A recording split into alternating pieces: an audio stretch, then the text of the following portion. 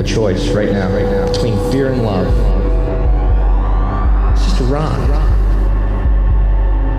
Out of the dark night of ignorance and into the shining light of truth. Expanding reality. A population of citizens capable of critical thinking. We don't see things as they are, we see them as we are. There's a level of reality where everything dissolves into an ocean of energy. We empower our experience by insisting on our authenticity. That's very profound. Very. Expanding reality. I'm so excited because I was the first interview that anybody did to me was you, man. See, I love that. All right, let's kick it off. Well, let's do now. This is our third one technically because we did have a hangout. And I'm going to link all this stuff down in the show description. Guys, welcome back, Jose Miguel Perez Gomez. So cool to see you, brother. There's so much to talk about. First and foremost, congratulations on your recent feature in National Geographic, and it's actually featured in a bunch of other cool places, guys, but this is the most notable for us in the U.S. I will, of course, recommend that you guys go check out the January-February edition of this publication here. Check out your boy.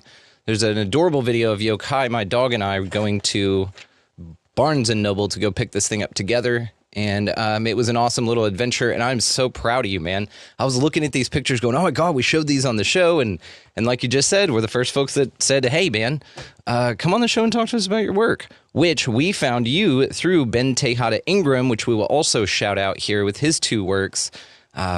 Love this guy. We found out about you, of course, in The Last Dinosaur of the Lost World, My Search for Little Nessie, and then his The Lands Forgotten by Time, his second book. Absolutely incredible. So shout out to Ben Tejada Ingram for introducing us and continuing this amazing work. But like I said, on continuing amazing work, congratulations in your feature. We have a bunch of things pulled up here that we are very excited to share with the audience. So I will go ahead and recommend that the audio-only audience check out the video version down in the show description. It's going to get you to the video version of this show completely free and ad-free over on Patreon. Don't even need to sign up. But if you want to support your favorite show, that's where you do it. But we are very excited to do this. So, Jose Miguel, how have you been, brother? What have you been up to? Well, thank you very much for having me again in your program. It's an honor to be and meet with your audience again. And I send a big hook to all of them. Well, we have been working. The country situation here is very, very complex. So to work here, it takes you not 2 times, but at least 3 or 4 times more effort to move around, to get support in terms of logistics, to arrange expeditions, especially to the southern part of the country where, getting fuel or getting airplanes or helicopter are really, really complex. We have the guerrillas in because there is a lot of illegal mining for gold and diamonds in the area. So it's a very complex to work in that particular area. But we have been doing it since the last 15 years. We have been exploring this particular huge area, which has the size of Belgium. It's larger than Israel or any other smaller countries, El Salvador, for instance. I mean, this is a very, very huge area. So it takes a long time to walk it and to explore it. But we have been making very nice discoveries, as you can see. And we have been, taking some international reactions from distinct scientific portals and magazines, and we've been having interviews all over the place, and we're moving on. And this is fascinating because we have 15 years already working it, but this is just the start. That's so exciting. I'm just so proud of you because, yes, and guys, let's go ahead and do this. We're going to go ahead and share screen over here so that you can check out some of the work that he has got and some updates that we have here. And want to remind everybody also that all of these things that I'm showing here are going to be linked down in the show description so that you guys can check it out for yourself. Highly recommend checking out his organization's page here. This is where you can go fund and help his research. Help him pay for, helicopters, guys. And if anybody knows of anyone who wants to donate a helicopter or, needs to get rid of one, he's probably looking.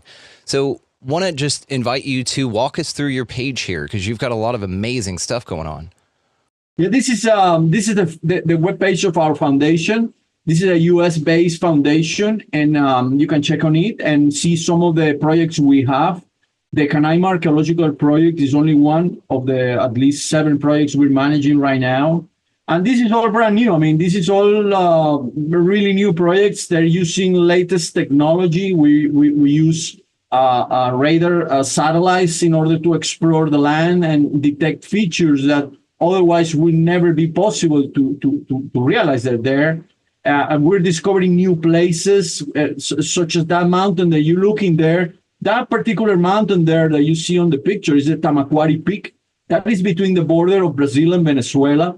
That's a huge granitic mountain of at least 2,400 meters high. It's all granitic. It's unexplored, absolutely unexplored. And we have been finding there traces of a lost group of Amerindians that we're studying right now. But the most fascinating thing about this place is that nobody ever seen it. This is probably the first color picture you have about this mountain. And that tower is huge, over a kilometer. This is higher than Yosemite, some of the largest Captain Nose or other places there. This is huge, never been climbed. So I invite some climbers if they want to take a chance to climb it. But the most fascinating thing about this mountain is that all the species that we will be looking there at some point, they're going to be new to science because of the particular conditions in the middle of the jungle with the winds and the weather. This produces distinct types of species of all kinds. Let's say insects, birds, frogs, wherever is there might be new to science. So this is very exciting beyond archaeology. It's incredible. It's such a whimsical thing to think about, that things like this, I would think that it's very well established. It's, got a little campsite up here. There's a hermit or two living over here that's like, stay off my rock. It's been very well explored, but you're saying that this is probably one of the first photos of this, color photos for sure. Yes. And that the photo you have on the left, which is a color photo right there, where you have, that's where the mountain is. That's what that particular mountain is.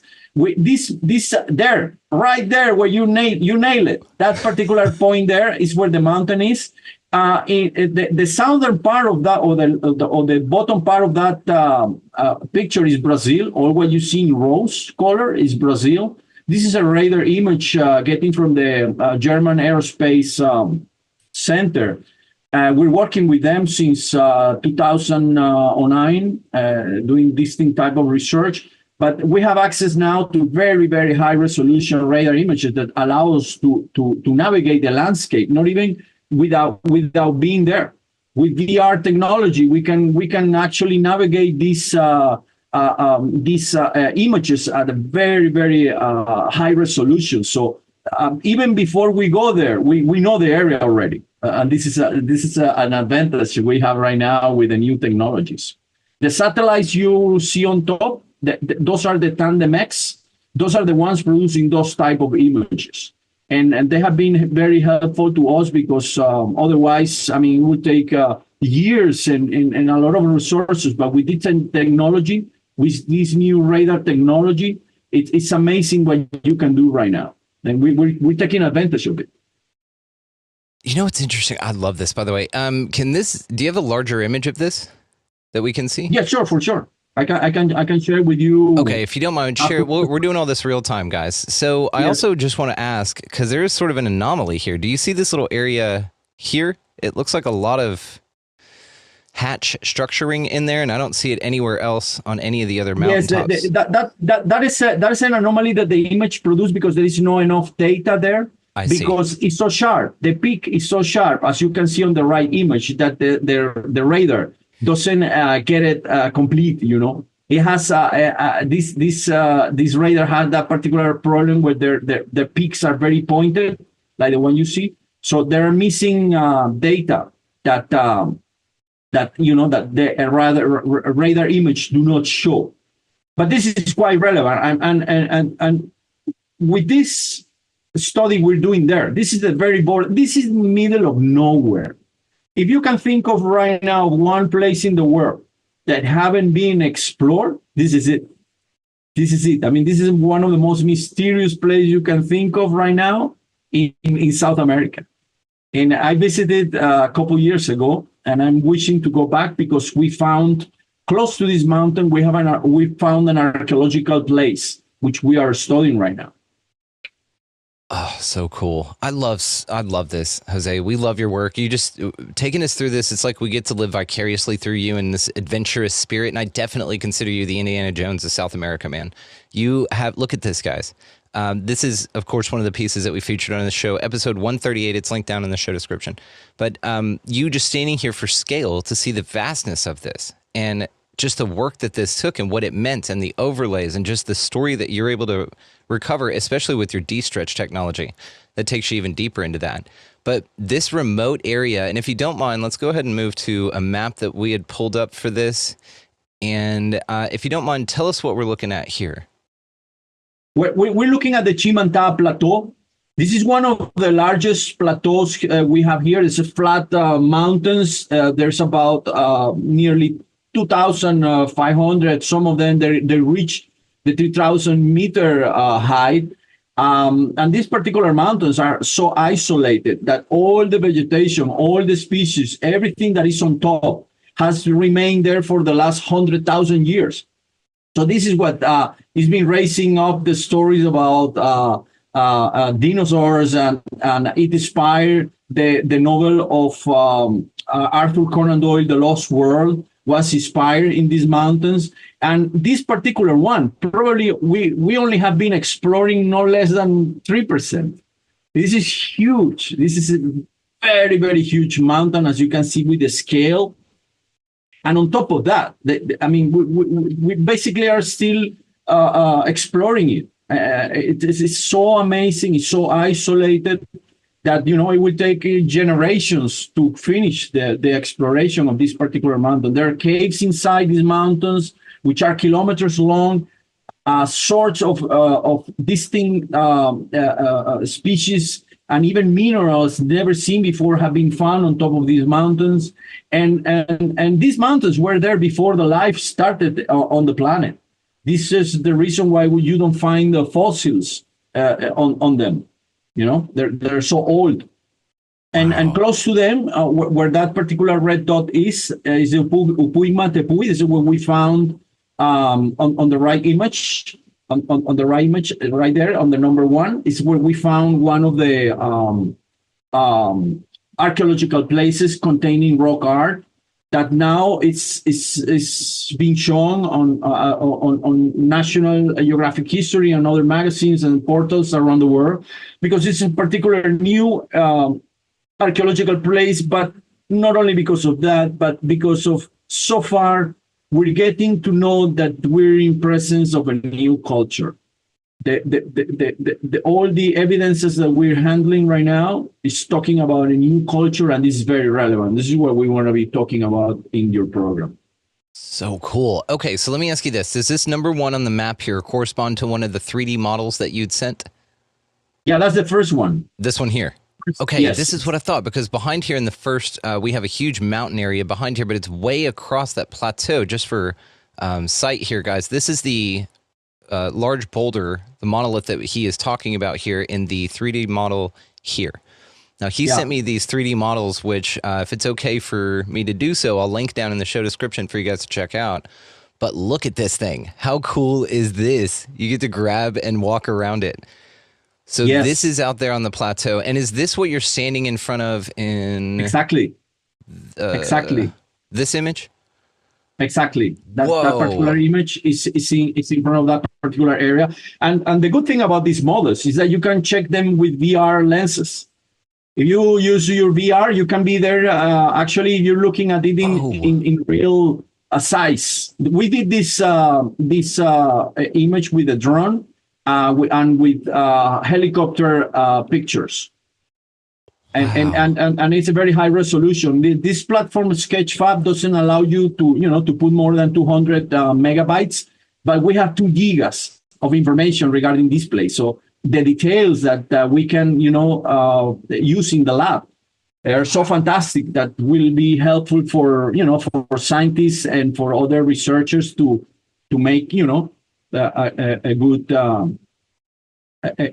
good exploration of it, and make their own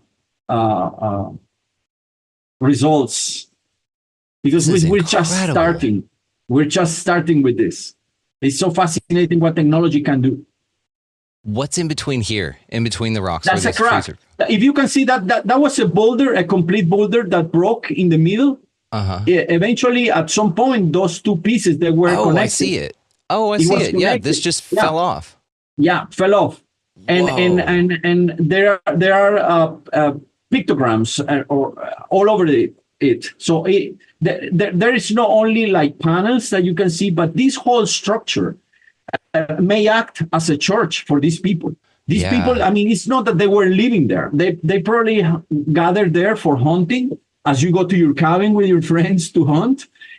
Some people went here over times, over thousands of years, and they gathered there. And it was a particular place where we believe they did ritualistic activities in such place. This is incredible, Jose. Guys, if you have not joined the video version of this yet, check it out down there. Oh, no way. It shows you. Does it show you hollow cavities underneath, or is this just the No, negative? it's just Okay, I that's see. part of the model. It's like a little James Bond 007 from Yeah, if you check- N64. Remember that game? If you go to the right side of the image where you have those little arrows, there are some little arrows down in the left bottom. In the bottom left of the image, you press those arrows there. Yeah, go check. Go, there you go. Whoa. Then you have the full screen. And if your screen is big, you will have fun. Whoa. Because you could see right in between here. Yeah, it's a very, very high resolution, and it's all paints, all images all over the place. And these technologies are so amazing, that right now I have a clear picture of it. I have in my mind, I can close my eyes and I can navigate through it because I have seen it so many times. This is so cool. It's within my brain. I bet. I mean, you've just memorized every little bit of it. Yes, and if you check their other image, if you go for escape now, you do the escape button. See, and that's just one, guys. I could sit there and do that on that all day for one, and then we'll go back. Go to the second one. That one is a place within that boulder, and this is very interesting. This is a very interesting feature because what we're looking here, those signs that we have here, our studies, the evidences we have been collecting and we have been checking with other sites across the South America region are telling us that this is so old that they might be some of the oldest rock art manifestations in South America, which are compared to some that have been already dated nearly 8,000 years ago in Patagonia. And it's so fantastic that we are being able to look at this because it's new. I mean, nobody ever seen it before. I mean, you're probably one of the first people right now seeing it. And it's a honor for me to share with your audience. We didn't have this before. And if you move the model a bit, you will check that this model is an overhang. Oh, wow. It is very, very close to the ground, and you have to sit in order to be there. This is like a small little cave that you have that inside, and you can approach. You can zoom in and zoom out and see some of the motifs that they are there. And they're so fascinating because those models, they're similar to the ones, motifs. They're similar to the ones we're looking now in northern Brazil, the Guianas, and even southern Colombia. And probably I can tell you for sure that this is one of the first models ever done in archaeology in Venezuela. So we are doing some relevant things here, which combine technology with art. With rock art and with exploration. And this is so fantastic because this is telling us about a new culture. And you don't talk about a new culture every day. And this is why National Geographic is showing it right now. It's showing it as a new because as news because it's totally new. I mean, this is something we're just starting to to explore, to research, and our next like steps there will be to excavate, because we need to date. We need to go there and try to establish a date for these paints. There are different type of methodology that you can use, but one of the ones that we need to do is to go and excavate. We need to go to the lower layers and try to find a piece of charcoal that that probably won't connect the paints, but probably will tell us how old or how ancient the first occupations of this place were. This is just remarkable, man. These look like veins, first of all. And what's fascinating about this image, too, is that you can see, if I can angle it right, you can see the thickness to them. Yeah, those particular patterns that you're looking at are termites. They're insects. Really? Yeah, they're insects building their road. That's how the termites move around. They produce their own tunneling. They construct like tunnels and they move through. But this is not good because this is ruining the paints. Yeah, I was about to say that's not good because it looks like it's screwing it up, isn't it? Yeah. At some point, we will need to make a good protection about this place and other places we have been looking at, because it's not only the termites. We have wasp nests, we have fungus, we have vegetation growing on top, and we need to protect. And there is something fascinating about this that you will see on the presentation that I share with you when you move through it. Is that behind these paints, there are other ones, but the eye do not see them. You need to apply an algorithm. I will be showing to you. You need an algorithm in order to enhance, because behind those images, they're more. They're much more. So you see, yes, in the presentation that I shared to you. The Valcamonica presentation. This one here? It's in the, let's see. It's in the minutes. Okay. If you go to the presentation and move around you keep going forward, you will see that there are, that's the Pugma Tepuy that we're talking about. That's in front of it. Keep going. This is just stunning, man. I would just sit there all day and look at it. This is in front of it. This is fantastic view. So when you turn around, do you see this behind you? Yes, exactly. Okay. But if you keep going on, that's the Chimantá behind the Zupuyma Tepuy rock shelter, and if you can keep going through stop it there. You have the Tepuy on the back. You have the helicopter. That's the only way to go there. So cool. If you wanted to walk to this place from the closest place, I mean, it takes you like a month to go back and forward. So definitely you need a helicopter to move around, because these areas are huge, and there is nobody there. I mean, actually, in the whole 30,000 square kilometers, there is only 15 to 20,000 people. That's it. And of course, it's a national park. Good. But if you keep moving, if you keep moving forward the video, I will share with you there. Okay. Wow. If you go put play on the image, go for the play. There you go. Okay. If you keep looking at it, now we apply the algorithms, and when we apply the algorithms, we can see images that are not visible to the eye, that are telling us that these images, they have been overlapping with time.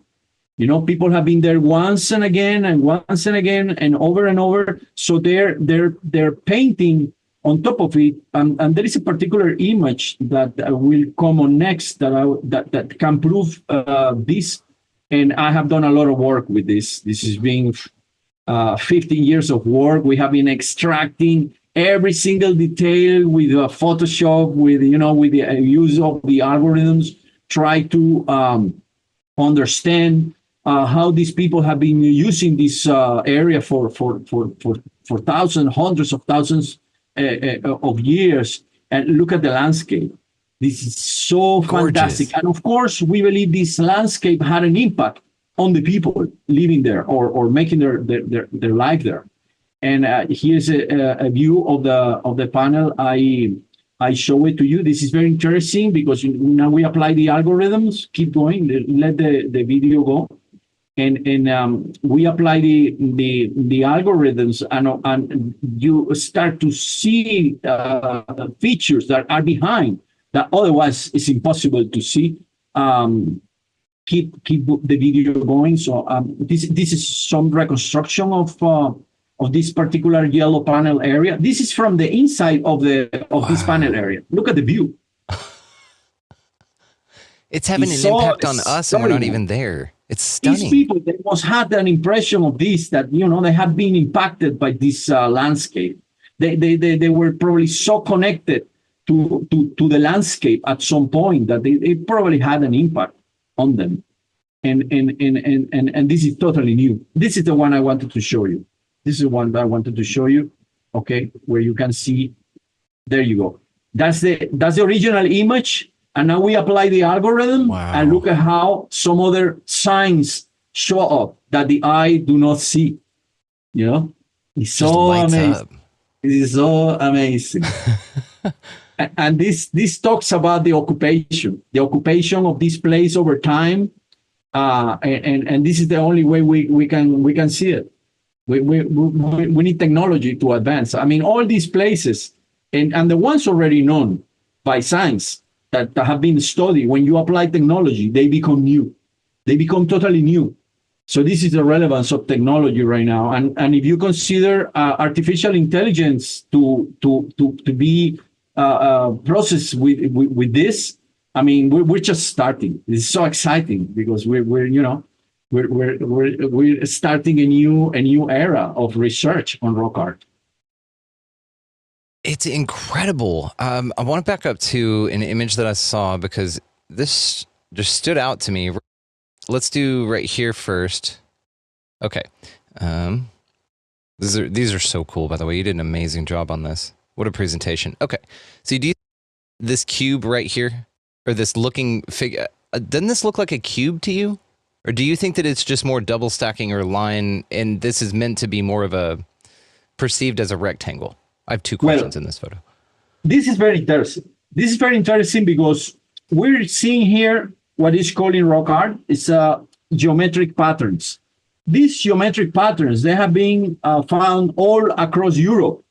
Some of them, they're back 40,000, 60,000 years old.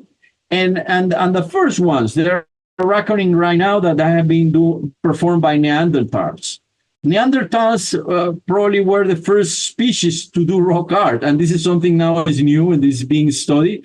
But the same signs you're looking here are exactly the same ones you see in Europe. And what does this tell us? It tells us something related to our brains, to developing of the brain, how the brain process is trying to interpret the reality that those people had in front of them, and how these patterns have been evolving through time to the moment that they became figurative. Figurative means that you have signs in the form of, let's say, a fish or a snake or a person or a buffalo or any other animal. We don't see any single figurative motif in the ones we're looking at right now. It's all geometric. And this is compared when you give a kid a piece of paper and some pencils. What do the kid do? All what the kid do is same type of forms. They start to make dots. They start to make lines. They start to make the connections between them. And they start to make patterns. And this is exactly what we're looking at. We're looking at very primitive form of communication and an expression that is talking about the development stages of the brain at some point, thousands of years ago. And this is very fascinating. This is very, very interesting. It is. And this is another one I wanted to point out to you. When you mention lack of structured figures, this kind of to me looks like they're drawing humans. You know, the two arms, the head, the torso, and the legs. It's almost like their earliest attempt to draw figures in a sense. Do you see that at all? Yes. Keep going with the image so we can see it better. Yeah. Keep going a bit so we can see it much better, and I will tell you something about it. This is incredible. Just absolutely incredible. I think you jumped to that one next. Go back so we can see it much better. Okay, let's see. I don't think. There you go. Okay. There you go. Okay. Well, what do we have here? I mean, we as an archaeologist, we do not interpret this type of thing. It's very difficult to enter the mind of people that lived 4,000, 10,000 years ago. This is impossible. It's impossible to say what is here. So this is the first thing. But it's it's open to people to try to interpret whatever they're seeing there, because it's between the possibilities. I mean, we do not know what really these people meant with this, but it's within the possibilities. That particular sign that has that is like a ladder. That particular sign that is called a scaliform sign. Some people say that could be a ladder. Some people they think that this could be a palisade where you bring animals in order to close them so they don't move forward and you can hunt them. And if you look at the figures you saw before, that you consider that they could be humans. Of course, they could be humans. And those little dots that you can see there, they could represent herds. They could represent herds of animals being directed to this palisade where they won't go away and they will be easier to hunt. And this is just an interpretation. But I don't write about this. I don't write about this. And the other figures that you see that they're like boomerangs, and on top that you see that they're right, that one and the other one, they could be actually some sort of instrument in order to to throw to the animals so they move forward, and you keep pushing them in order to go to this particular area where you will be easier to hunt them. But this is an interpretation, and we do not. As an archaeologist, we do not write about interpretation. This is something, it's just an idea, but it's fascinating to think about. I mean, it's fascinating to think about a group of people directing animals to a place where it's going to be easier for them to hunt them. But that's one interpretation of the many possibilities, and it's just open to your brain, to your way of thinking, what you can see. Now I'm seeing even more of that, because if you look at it here, these three figures, one that's associated with the upper boomerang or a kite type of an instrument, this one as well. So you have these two flanking on either side, arms up. And what do we do when we're driving things and moving? What do cowboys do? Ha, ha, right? They're flailing arms. They're acting like a predator to drive. And if you look at this one here, it is also flailing arms, but in an orientation directing the split-away herd off. I love your interpretation, because you've got three figures here active in moving this direction. You've got one active, it looks like, because this is showing, in my mind, action, and he's driving the rest of the herd this way. Exactly. Separating it out in some way. Exactly. Remember that animals such as the deer, for instance, they move in herds. I mean, they do move in herds. Especially in the mating season. In the mating season is where where they move around and they're more closely to each other. So probably the mating season was the hunting season, of course, for these people, and probably they gathered to this particular place because it was a good hunting place. You could see the land from top of the boulder, and you could, check on the herds from the distance in order to approach them and make an easier hunting. That's a particular interpretation, but I'm not, as an archaeologist, I don't write about that. I like your interpretation. I share this with you, but there could be many things. It could be many interpretations to this. We need to remain objective all the times. Totally. Something else I'm just curious about here is I'm curious about number in these types of things, because I know that spirals, the arms, when you count those, different things like this in various petroglyphs from other cultures.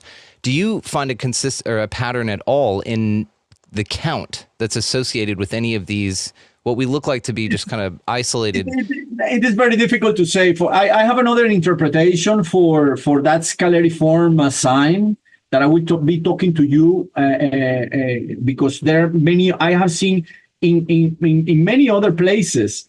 I have seen this particular pattern, and we will see it through the presentation that the same pattern repeats in other shelters, no matter where they're 200 kilometers away or 300 or 700 kilometers away. The same pattern repeats, and that pattern of the dots also repeats, and that particular pattern may have a distinct meaning.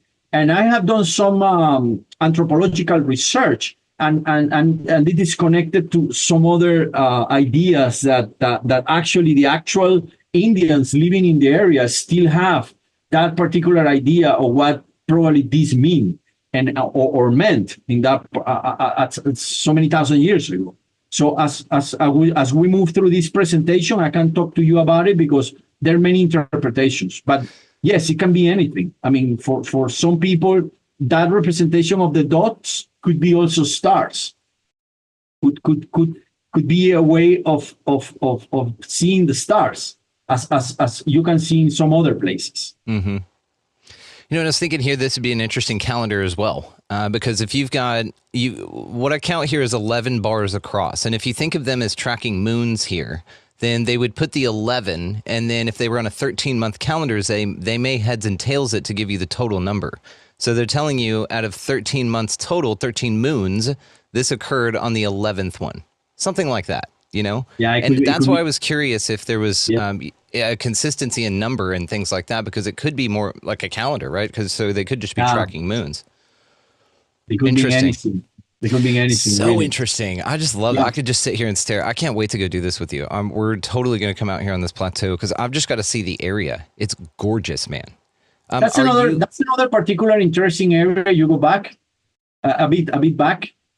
This is a different right there. This is a distinct place. You can see it's in a different position. This we were down here in the other one, guys. This is not far. This is about the distance from one place to the other. It's about 160 kilometers away. But this place, when we got to this place because we had some information from an elder man that told us that close to this particular tepuy, which is called the Kusari. If you move forward the presentation, you let it go for a bit. I can talk to it. That's the tepuy.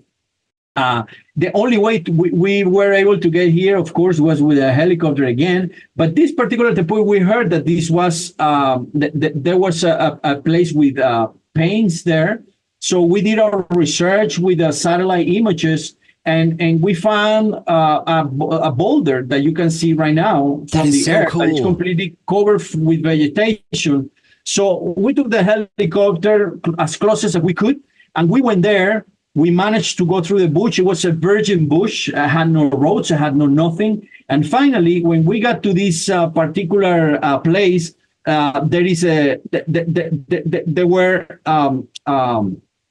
the same type of images. Stop it there. Stop a bit there. Bit there so we can see the bit there. Yeah, let it go. Yeah, we had it. Okay. We can back it up to. So when we got there, stop it there. You can stop it. Right. When you see there, you can see same type of patterns that you saw in the Upurigman tepuy. You can see the scalariforms again. You can see the dots. You can see all kind of things. But what called the attention from the other place related to these ones is that the paints in this particular area are more crude performed. It's more rough. It's more primitive. And this was fascinating because this is not so elaborate. So what it means to us is that this could be older than the ones we already saw. because it's not elaborated. When you see places like in Colombia or in Brazil and so many other places, you see the figures already elaborated. You see birds, you see snakes, you see fish. But here you see something very, very crude, something very, very ancient, something very, very old. And right at the bottom, where that scale is, that's a half a meter scale. That is the place where we want to excavate. And we're looking forward to it. We already introduced the permit, the request for the permits to excavate there, because when these people make these paints, they probably left traces of ochre or charcoal or some other tools or even food in the form of spores or microorganisms that you can check in your lab, that these people were eating or collecting or whatever, and those will be helpful to date. Not necessarily the paints, but the occupation. I mean, when these people arrive here for the first time, and this is a clue we have right now, this is our major clue, and this is where we're moving towards it. But the type of figures that we're looking here, they're, to my consideration, they're much older than the ones we already saw on the Upuigma. And this is fascinating. If you keep running it, keep the video running it. This is a video then you can show with your audience. We're going to put it in the show description, guys. I'm going to link the whole thing. I'll link his YouTube channel, but this video in particular. Yes, because I'm speaking in English there. This was in Valcamonica, June last year. I was invited to this international rock art presentation. And the people that were stunning to see this because it's new. You're the first people looking at it right now. I mean, this is not even published. We're in the publication process, of course. We have some papers in peer review right now, and they might be coming out by the end of the year. But you're looking here is totally new. Here is another panel at the same rock shelter, and you will enjoy this because this panel is people have been using their hands in order to cover the wall with red ochre, and this might be part of ritualistic procedures that these people they were using. For us, it's so connected to rituals. People were perhaps performing rituals for good hunting, for curing disease, for going into some magical procedures, some connections with the nature, with their ancients. I mean, and this is fascinating. We can say what those signs mean, but we for sure know that these people had a connection with the supernatural world through these rock art manifestations. And this is so fascinating because, look at this, man. This is the upper part of the panel. And it is so incredible. It's so incredible, so exciting to see these once and again and again and again, because we will never know what it means, but of course it had a meaning. It had a meaning, and who knows, man? In the future with artificial intelligence, we will probably be approaching, but it will be very interesting to find out what it meant, no? But at the moment, we can say that this ritualistic. For them, these places in the bush and in the savannas, they were like churches for us. These people approach these places in order to, connect to their ancestors, to their identities, to their relatives, and perhaps to perform ritualistic process in order to teach the younger of the groups, about some things necessary for their survival, for their moving on. This is just incredible. 5. None over 13. This one's 10 as well. Or this one's 10, not 11. You're looking for patterns, huh? I am, yeah. I'm a human. Yeah, pattern-seeking mammal, exactly, right? exactly. And it's not broached either, because if you look here, this just has a top part and not, and this could delineate first half of the year, second half of the year, kind of thing. I don't know. Something very interesting that struck out to me is this area right here. Do you see, or maybe this is pareidolia, but I see two little shadow figures here. but they're very, Yes. very tall. But then also I see an Yes. orb here that's got some rays coming down from it. Yes, and you check that orb there. They were using the same feature that the rock had. So it meant that before they produced the circle, they already saw it. They already saw it in the rock. You can check. They just completed what the rock was And you can telling see, them. you can see Yes. other formations that would have offered to that sort of shape here as well that they just didn't want to utilize or didn't seem to take advantage of. Exactly, But the and this is X's the same, here. the same thing you see in Altamira Cave in Spain. The Altamira Cave in Spain, where they have been producing the bisons, they're using features from the ceiling of the cave in order to place the bison, because they saw the bison there before they painted. And this is so fascinating because it's talk about the development of the mind, how the mind evolved, and we're looking at how we became speaking people. This is the first form of language that took us to the spoken word, and this is so fascinating because at the end of the day, this is us.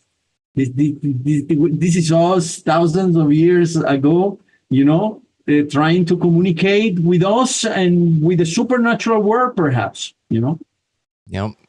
Here's another DNA type structure, and this one here with the line running down the middle as it did in this past one, it almost serpent-like right here. You had it beautifully illustrated.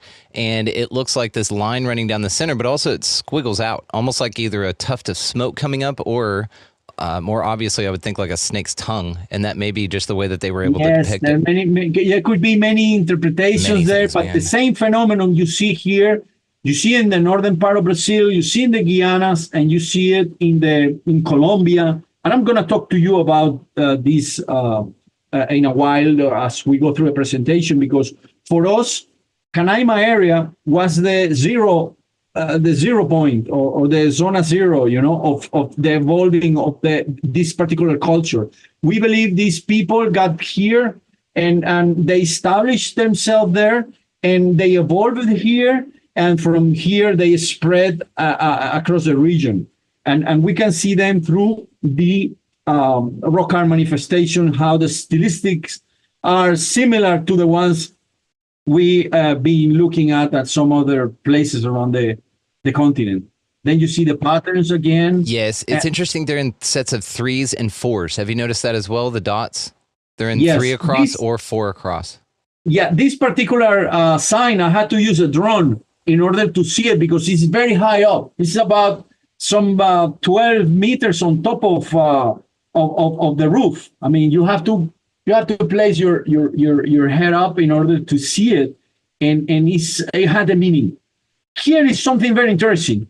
Keep the video running because that crack on the left, that particular crack, when I entered there and I explored, I saw this inside. Whoa. And this is fascinating because this sign, again, is talking about this particular net pattern that it must have a meaning, but this is a complete darkness. The people doing this pattern, they had to light a fire in order to produce it. And this is very interesting to us because we're expecting to find charcoal in order to date this charcoal in this area. So we probably can approach the moment when this sign was produced. And this is one of our expectations with this particular place. This, again, some patterns as chains, very interesting. They're being ruined now by fungus, by vegetation, but clearly you can see them. And they're similar to the ones that we're looking at some other places in Brazil and so on and some other places. Can I ask you? I'm going to ask you a question. Did you make that ladder while you guys were out yes, there? Okay. Yes. That's incredible. You were just like, Yes, well, we need a ladder. yes, It that wouldn't fit was in the very helicopter. funny. This is very funny because there is a picture I found in some. It's a picture I found in some book from Sir. What's this guy? David Attenborough. Oh, okay. David Attenborough went to Guiana at some point, and he made the ladder himself in order to see it the same way I did it. And we're in the same position. It's very funny. It was 50 years ago. Sir Attenborough, who has, it's a very well famous author from. Oh yeah.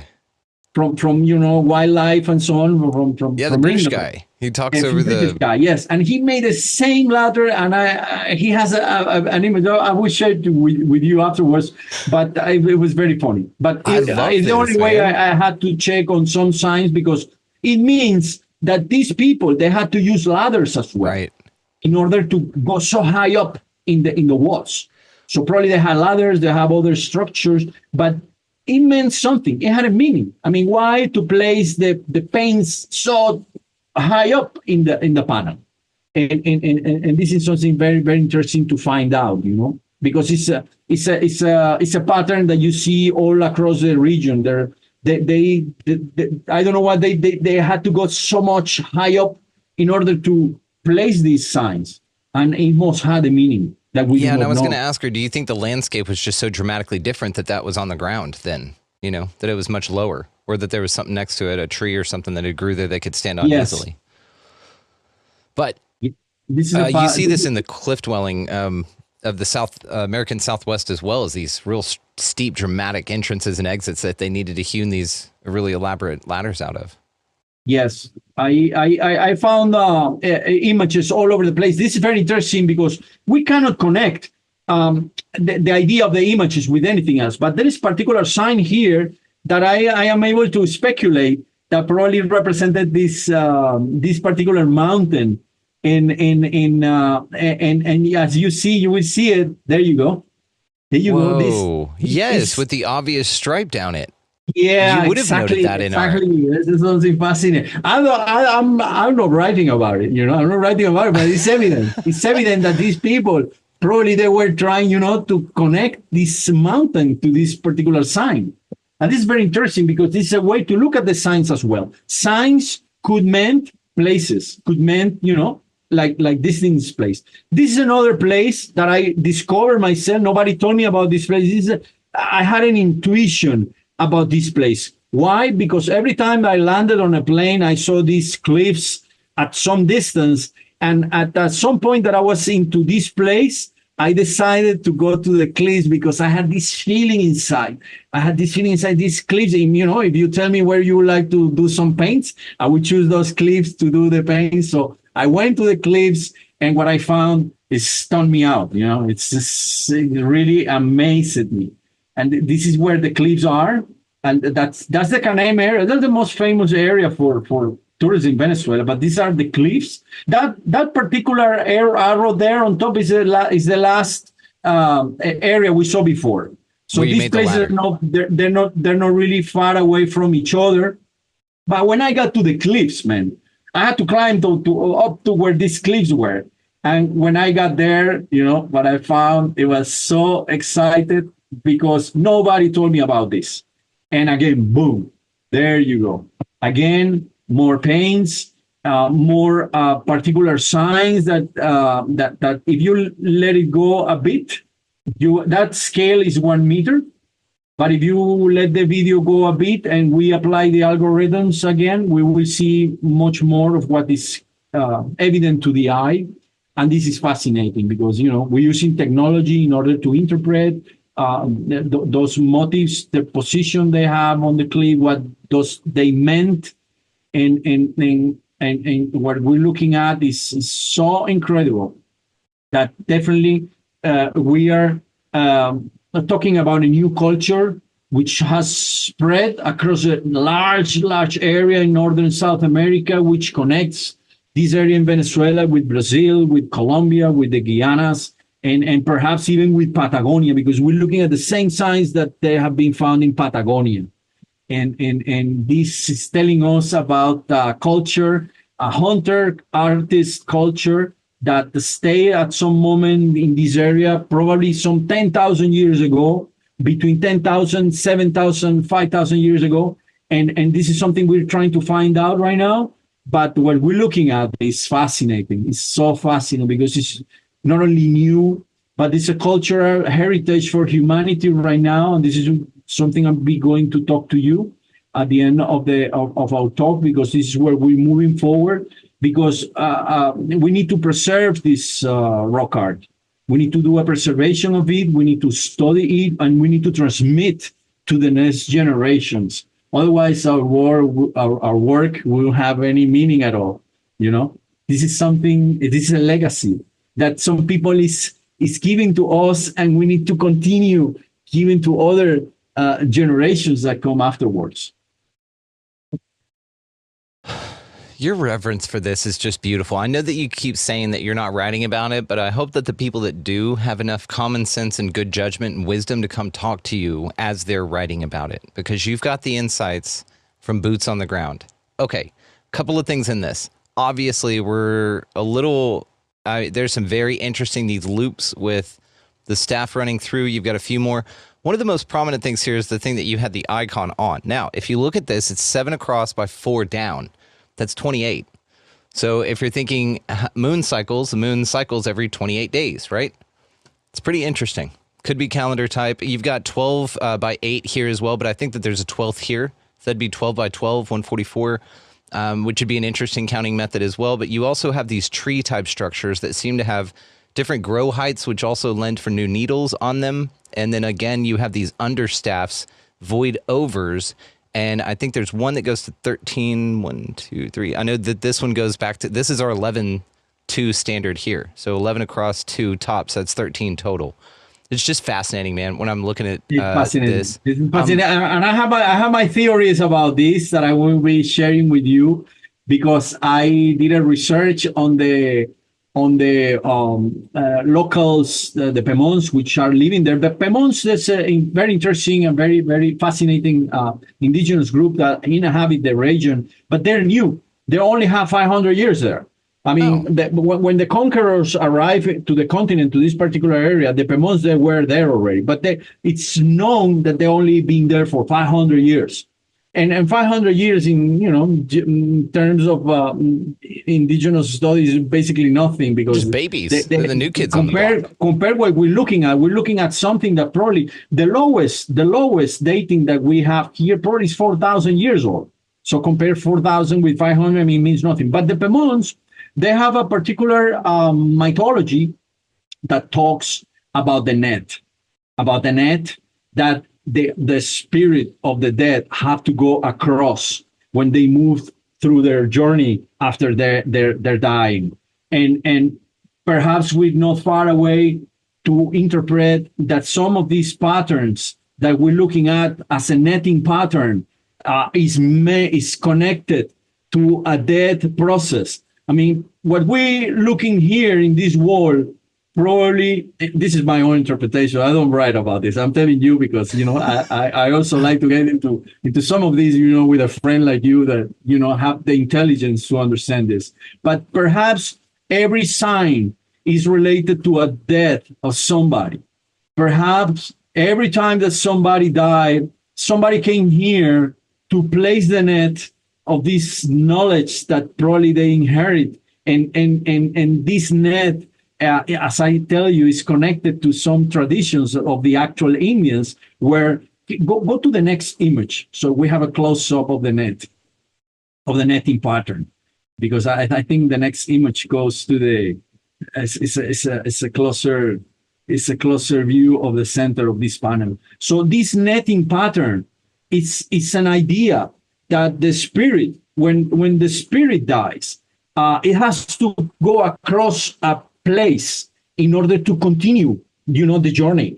I mean, it's not that you die and that's it. No, you die, but afterwards you die, you have to go across this sort of, there you go. You can stop it right there.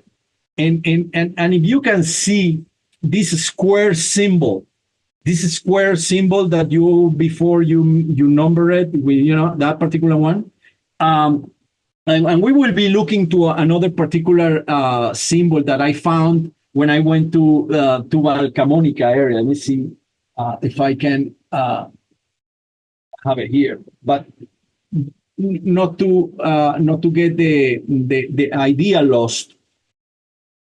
These signs perhaps are related to funeral processes. Perhaps they meant something when the people died. When the people died, probably some people came to these places in order to pay respect and to assure that the spirit of the deceased had a good, going through these portals of whatever, and go across them and continue their lives into the stars. And this is represented at some point where these signs are represented with dots in between. There is one in the Upuigma that you saw that there is like the net and that had the little dots within it. So these little dots might represent the stars. And of course, when you stand in these places, they're so fantastic that you, in one night, you can see your shadow just because of the light of the stars.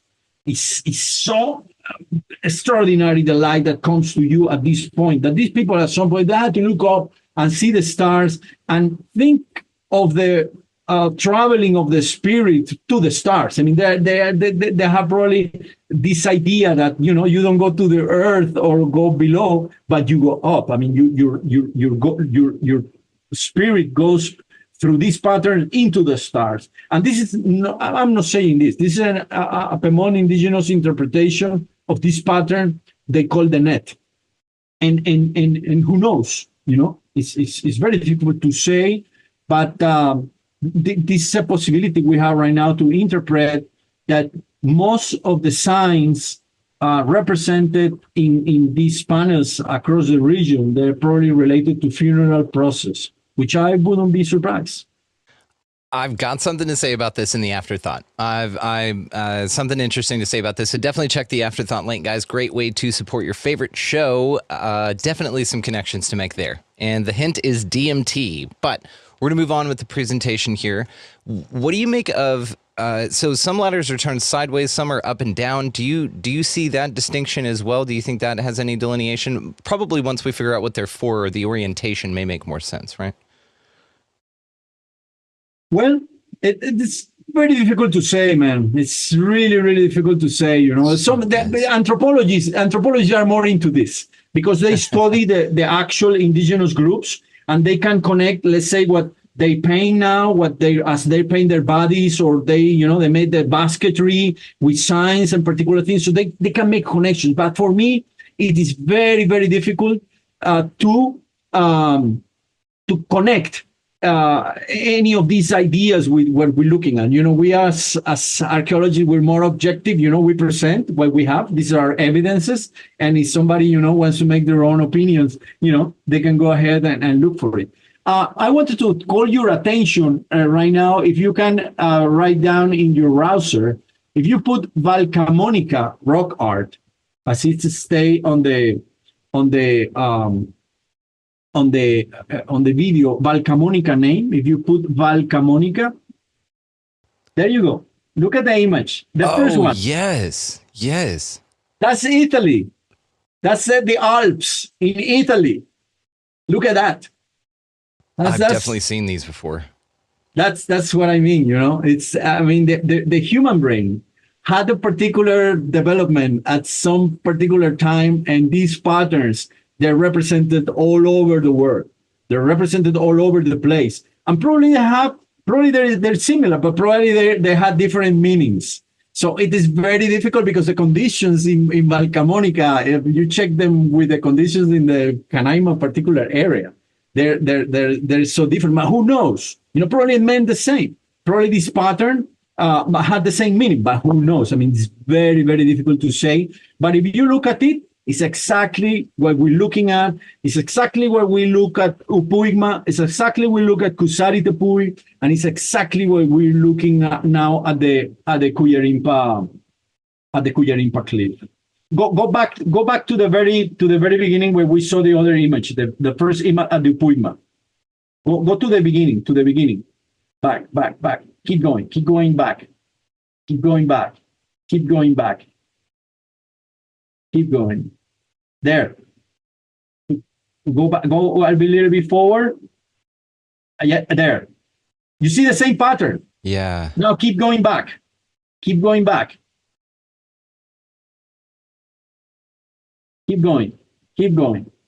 There. No, back. Keep going back. Back. There. Be forward. Earth. See, we're looking at the same pattern, the same net pattern. It's a square divide, and this, the fact that we don't not see the same representation, it doesn't mean anything, but the idea was there. It's a square type of thing, divide, and sometimes I have dots, sometimes it does not, but in every single place that we saw, actually the beginning of every chapter on this presentation, I placed the sign. You already saw it. And this is because I want to transmit that there is some connection between the styles that we're looking at. And this is very important in archaeology, that we study the styles, and the fact that they're not exactly the same, it means nothing, because they were performed by distinct artists. But perhaps the main idea was there. They wanted to mean something with it. And for me right now is that these particular signs are connected to death, to the process of death, which is one of the most fascinating ideas that man has been having, and most of the extraordinary mysteries we're handling right now is what is after death. What comes on next? I mean, do we really die? Do we really go to another place? I mean, nobody knows. But and these people, 10,000 years ago, perhaps they had the same idea. They couldn't interpret, they couldn't say, they couldn't know, but who knows, they paid respect to their deceased people, and they connected to them. Every time they went back to this place, they probably remembered their dead, and this is why this is spiritual. This has a transcendence that gets to us right now, because every time we think of our deceased people, we pay respect, we connect, we get inside ourselves in order to realize that we're going to die at some point too. This is so fascinating. It's so fascinating. We're looking at us thousands of years ago, and we're no different from these people, my friend. This is what I try to transmit. We have technology right now. We have all kinds of good things that civilization is giving us, but at the end of the day, we're gonna face same this. priorities, same questions. Where do we come from? What's important to me? My family? Real natural, real things. Exactly.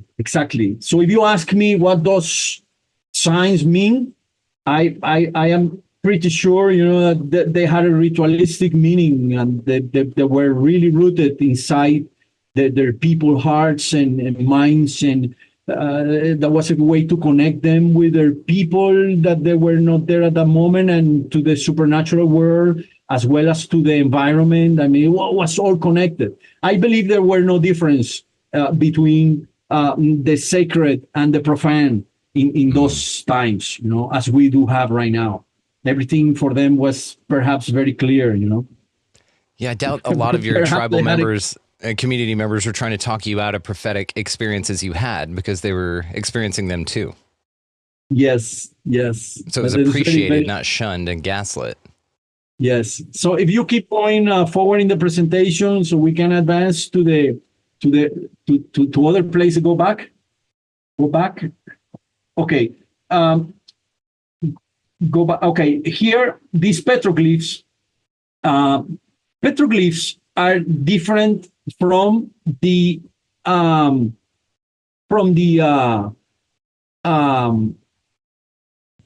paints, because the petroglyphs are carved into the rock, and they are newer. We now know this. Petroglyphs, they were produced at some point where these people, they're probably doing agriculture. It was a different period of time. I mean, I don't think these people were painting at the same time they were producing the petroglyphs. There might be a connection, but there is a big difference in timing. And these petroglyphs that you're looking right now, I found them close within the same area.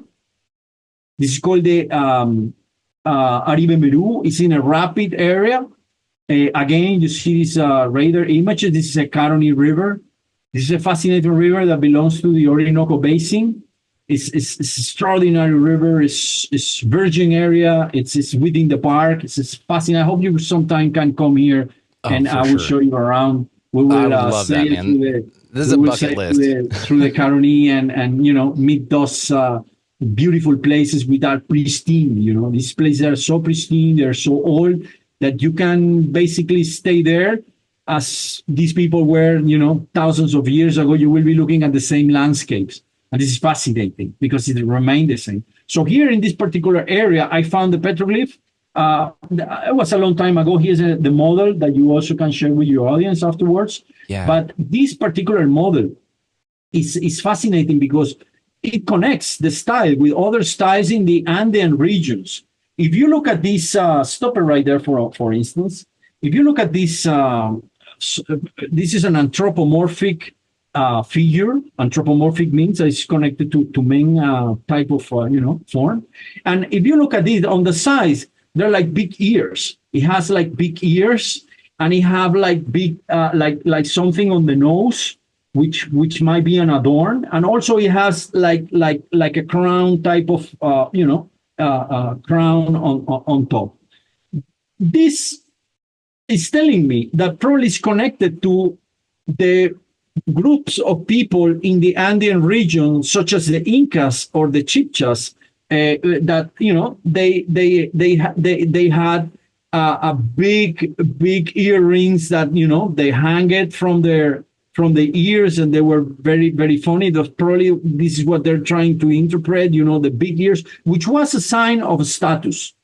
These people with nose adornments and the ears and the crown type of symbols, they were high status people.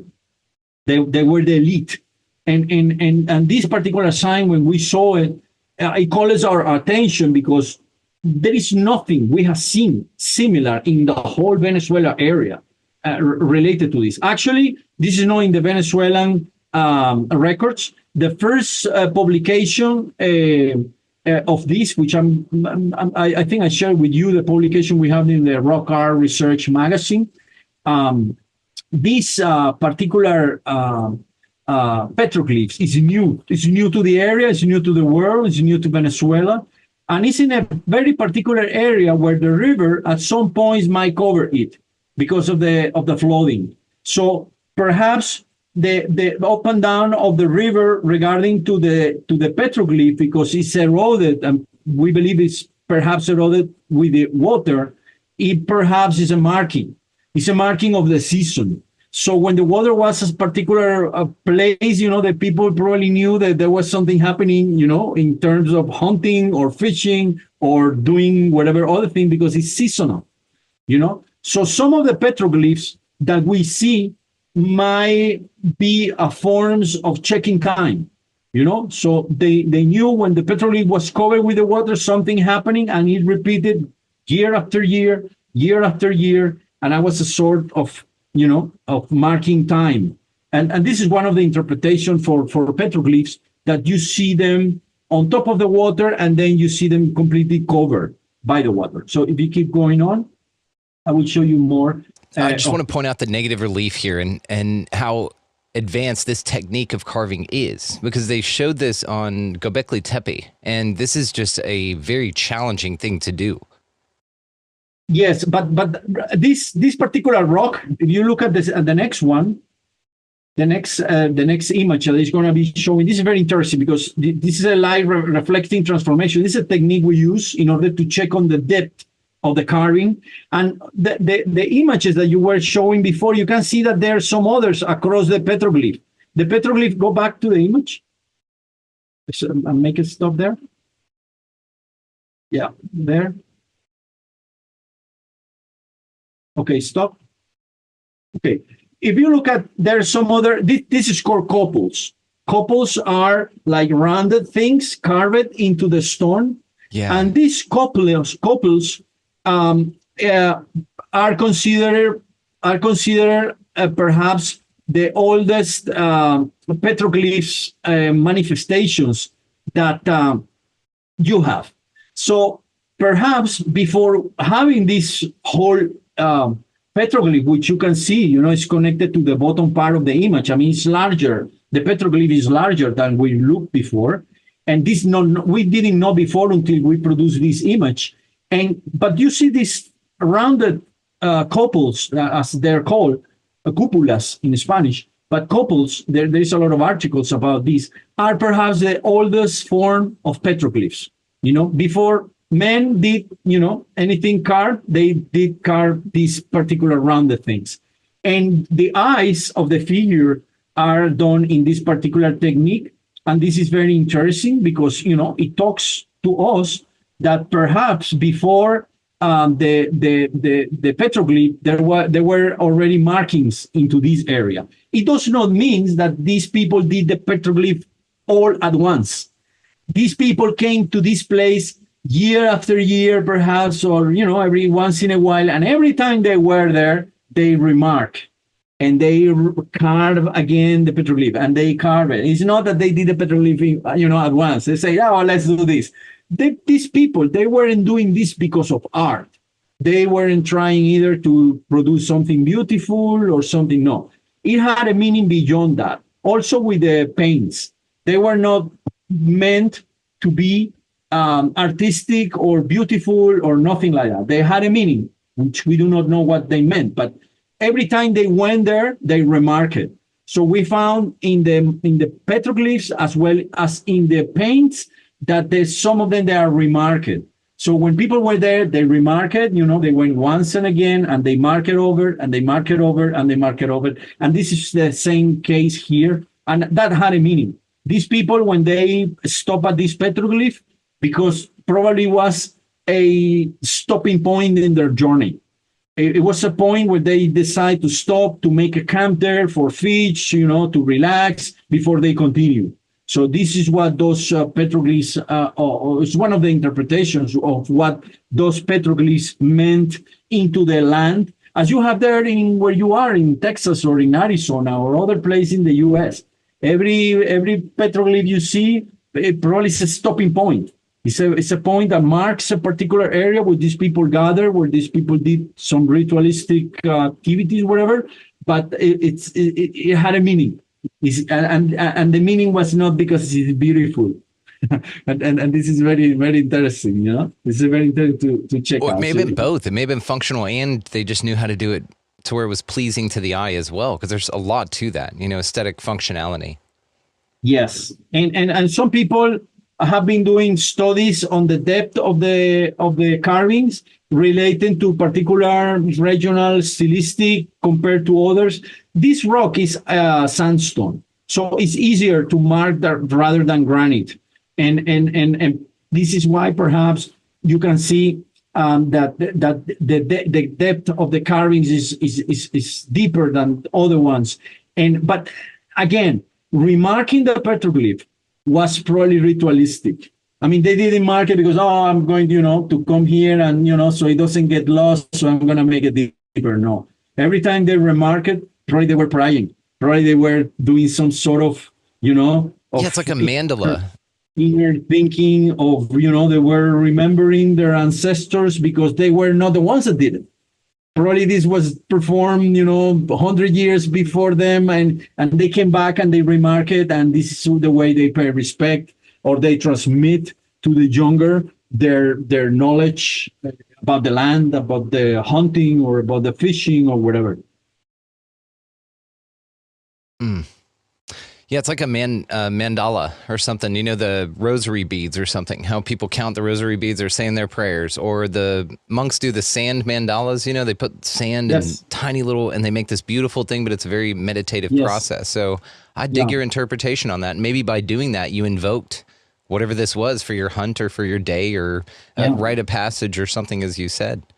Yes, it could have been a deity, for them, of course, something that, they pay respect, a spirit connected to the land, connected to their ancestor, who knows. But the fact is that all these places produced something very, very important into all these groups, which still we do that the same thing, and that's identity.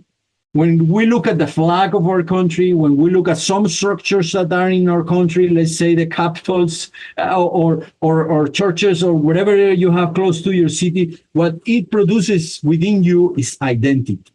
And this is very important because identity is the foundation of our society.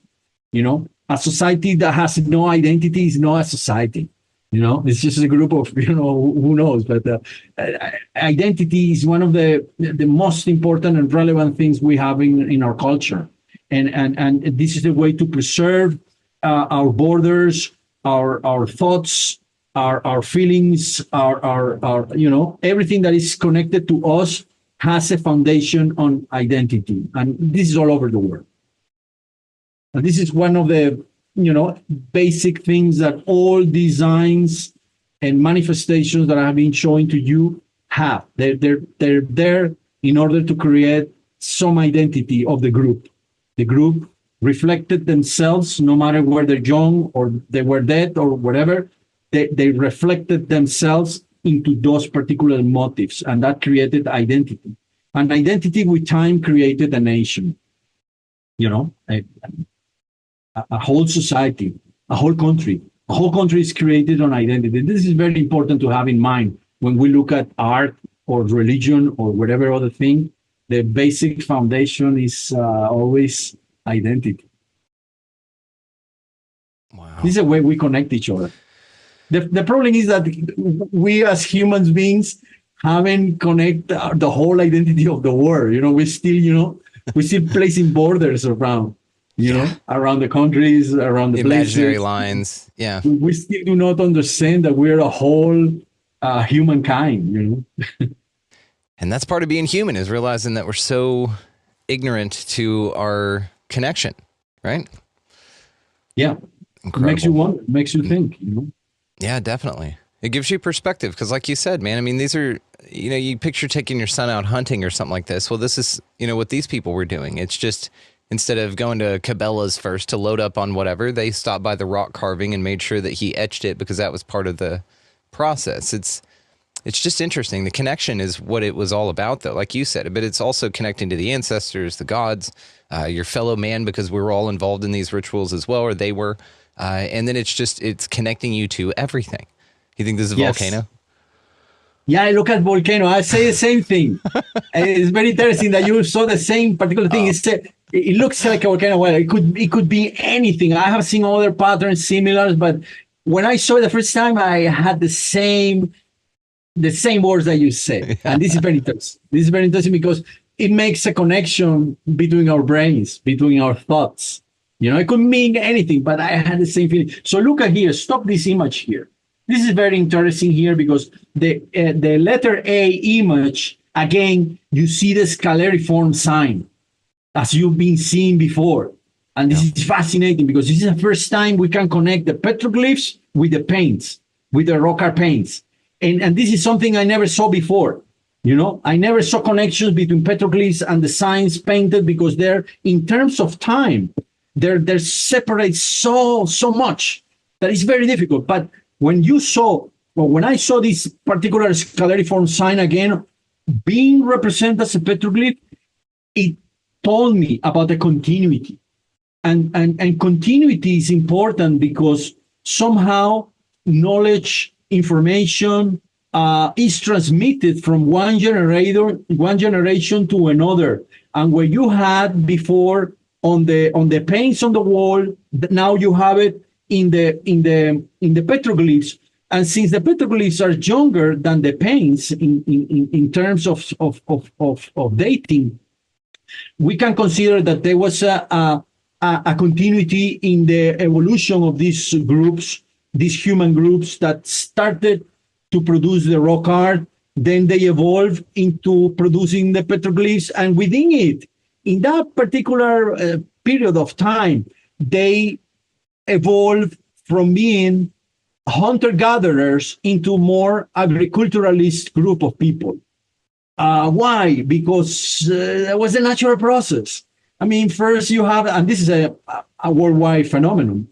First you had the hunters, hunter-gatherers, and then these hunters when they realized that it was better, to domesticate plants and animals, they stopped hunting. Hunting was not necessary anymore. Why to hunt if I can have the cattle, sitting down whenever I need it? Same with plants. Why do I have to go walk 10,000 thousands of meters or kilometers away from home in order to get a plant? If I can, place the seed on the ground, and this is very important, because this is telling us that when these people arrive there, they arrive in a very ancient period, and we know this because we have been looking at the lithics. There are lithics associated to this rock art manifestation.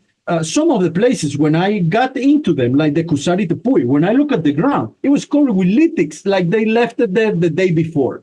I mean, these people, they were chucking rocks in order to produce arrow points, in order to do microblades or blades or whatever other burings or artifacts they needed in order, to cut a piece of wood or to produce a basketry or to produce any other thing they needed. So it was sitting there like they left it yesterday. And this is so fascinating because it doesn't occur commonly on archaeology.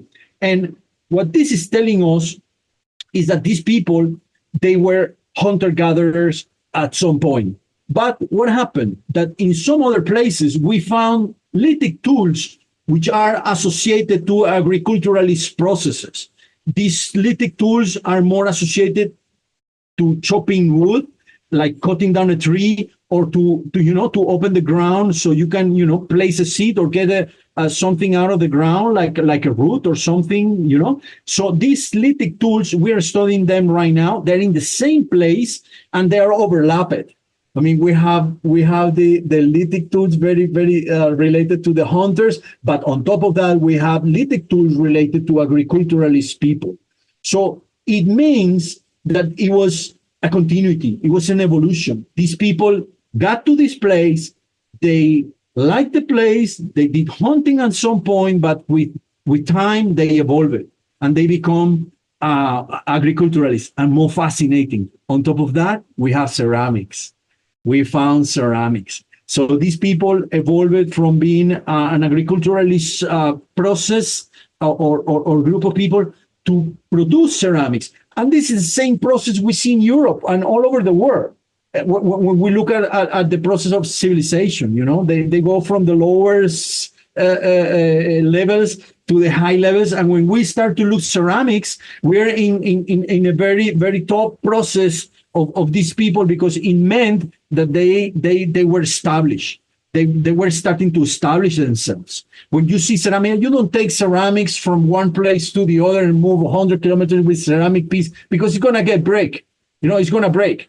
So when you see ceramics at some point, it means that these people, they were there. They were living there. They were established. And this is fascinating because we can see the whole process of these human beings coming from 10,000 years old, probably 10,000 years ago, and we can see their evolution through archaeology to the phase of producing ceramics. And this is something we never saw before in Venezuela.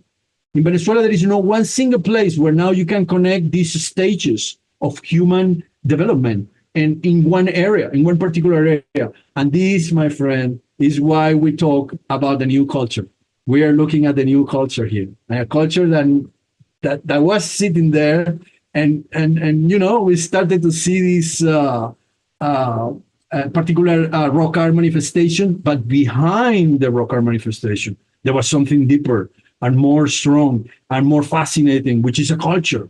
And this culture, we're just starting to study. I mean, this is the tip of the iceberg. I probably will die, and I won't finish to study this. It will deserve many, many experts, because they're experts for almost everything. I'm not an expert on rock art or lithics or ceramics, but I am sure that whenever I have the power and the time, I will bring experts to the land, to the ground, in order so they can study this and we get to know more about this group of people that now are filling up a gap in this area, because this area never was studied before. And this is the relevance. And this also, I take my time to thank you to trust me the first time you interviewed me, because I had an idea, but I wasn't too sure. I was astonished. I was amazed. But now I know what we're looking at, and do not have a doubt that we're in the face, we're in the front, we're at the beginning of something new that will give a sense to the region, because the Brazilians have the same, the Colombians have the same, the Guianese have the same, but nobody ever thought or knows or knew where all these manifestations came. And now we are very close to say that Canaima was a zona zero. It was a 0 point to developing of this culture. And that is what that particular magazine that you showed before is talking about. National Geographic is talking now about the new culture. We're presenting a new culture to the world, and you, my friend, have been part of it. You're part of the history, and I appreciate that. And it's so cool. We are so proud of you. Again, thank you, Ben, for introducing us. Like I said, I read about you in his book, and then I was like, who's this Jose guy? And he goes, oh, I actually, wrote to him. And so we, got in touch with you and then had you on, thank God. And then now you're out here just in magazines and stuff, man, doing the thing. And again, I saw the images in there. I'm like, that was debuted on the show. That was so cool. And now National Geographic's got him. I just think it's beautiful and amazing what you're doing, man. This is just absolutely incredible. We're proud to be a part of it. Well, did you want to kick off into our afterthought and talk about a few more things? I'm going to link all of this stuff so people can spend time with this presentation. It is in English, guys. And again, it's located down below. It's going to be the YouTube link, and then that will get you to his channel. Go subscribe, guys. Go subscribe. Yeah. I want to make a last comment. If you move forward the presentation, because there is one. Keep going. That's another particular. Keep going. Wow. Now keep going. There. Stop it there. Whoa. Okay. This is the initial results that we presented to the world. This is what I presented in Italy, and what I'm going to be presenting as well in Denver. I have been invited to Denver. A Society of American Archaeology is going to be in April this year. I will be in Denver. I hope I had the chance to go down and meet you whenever. I might do a road trip, but if you're popping up through Texas, definitely come swing through. Eventually, I will be in Denver in the very beginning of April. I think it's let me see when this the Congress is the Society of American Archaeology Congress. Is a 90. Let me see where it is. And we know folks up there in Denver, so we can, get you a little audience if there's tickets available. Can people come see you do that, or is it an invite kind of a thing? We will have a presentation there. I got lost. I have so many. Let me see if I find it. So many things in my. I would definitely take a road trip up to Denver to see you do this live. Denver. That would be so cool. I love Colorado. They have legal pot. Denver Congress of the American Society of Archaeology. Denver.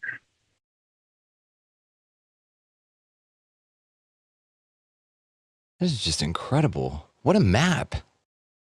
Okay, I will talk to you about this map, because this is Denver is going to be April 23 to 27, 2025 this year. This is a 90th annual meeting of the Society for American Archaeology, and we will be presenting the new findings of this research in that Congress within the groups of rock art interest.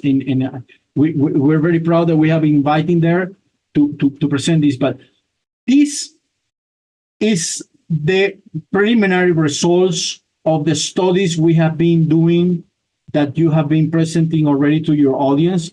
And you can see the numbers from 5, 6, and 7. Those are the ones we are adding to the regional studies. And when you look at the styles that we're presenting in our research, when we compare to the rest of the region, you can tell it's the same. I mean, we're basically looking at the same thing. The same thing we're looking at, even the one in Brazil, the number one in Monte Alegre. Monte Alegre is the oldest dating Brazil has in terms of Paleolithic rock art.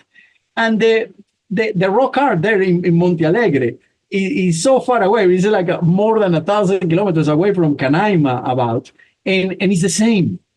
So this is why we present now. This is a hypothesis. I mean, we're not quite sure, but according to our studies, the Canaima area was the ground zero for the developing of this culture that produced the geometrical style or patterns, and these patterns are seen all over the place. And it's not difficult to realize, because no matter the distance, I mean, for people in the past, going 1,000 kilometers was nothing.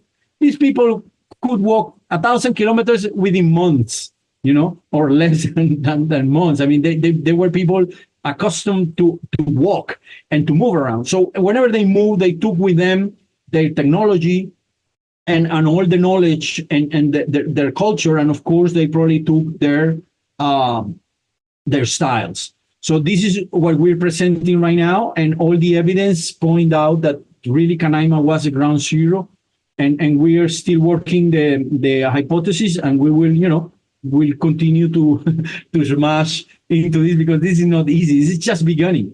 It's just the beginning. But here is a glimpse of what we're talking about. And this is something very important to transmit, to connect, because before this area had nothing. We're the first ones now going into this research, and this is only one of the projects we have in our portfolio. And I am very proud that to share with your audience. I'll be attending any question you people will have, any question that you may have too. And if you consider that we can meet in the near future, I'll be pleased to be back in your show. Absolutely. And we did one of these hangouts, guys. It's up for free on Patreon, actually. So just go check it out there. It's one of these hidden episodes, and it's a hangout that we did with you and I, and the audience was there too. I think Dave was in town with us, Dave Zed, and so he popped in the back as well. So if you guys want to check that out, it's from May 2023, but it's one of the newer posts over there on Patreon. It's completely free. And then we will definitely invite you for another one of those, my man, because we have a new amazing group of insiders that would just love to sit here and go over this with you, because this is just fascinating to all of us, man. It's beautiful. We love your work, brother. We openly receive this. So thank you so much for sharing it. Thank you, my friend. All the best. And I hope to see you when I go eventually to Denver. Oh man, we're hanging out for sure. Because I mean, I'll take a trip up to Denver. That's a 20-hour drive. It's no big deal. Like really, because like those people back in the day, I'm from Texas, so we'll just drive for hours and hours and hours. I don't mind at all. I love driving too. Yeah, right. Yeah. Well, then let me ask you this, and we're going to kick over to our afterthought. Got a few points over here. I'm going to connect some interesting things that I think are going to be fascinating for your work here. But let's, before we get into our afterthought here, I want to remind everyone that all of the things that we were talking about, all of his websites, his YouTube, Instagram, Facebook, the 3D modeling he's going to share with me. So I'm going to link that down below as well. Guys, go take a look at that thing. It's whimsical. And then you can pull up his other sites too, like we did, and kind of compare where he was. It's an awesome way to do it. So I just want to ask you before we let you run here, man, and get into our afterthought, what gets you out of bed every morning? I feel this is going to be pretty obvious for you, but please, sir, what gets you out of bed every morning and keeps you moving forward? That's a good question. But I have a single word response, and that is passion. I have a passion for everything I do. I enjoy life so much that I take advantage of the day so much that I don't want to go to bed. I don't want to go to bed. I have so many things to live for that going to bed is a waste of time. So passion is the answer. Whenever you have a passion for whatever you do, man, that's the answer. And passion will lead us to all of us, no matter what we look for. Passion will lead us to ourselves. It's passion what makes the difference. And that's it.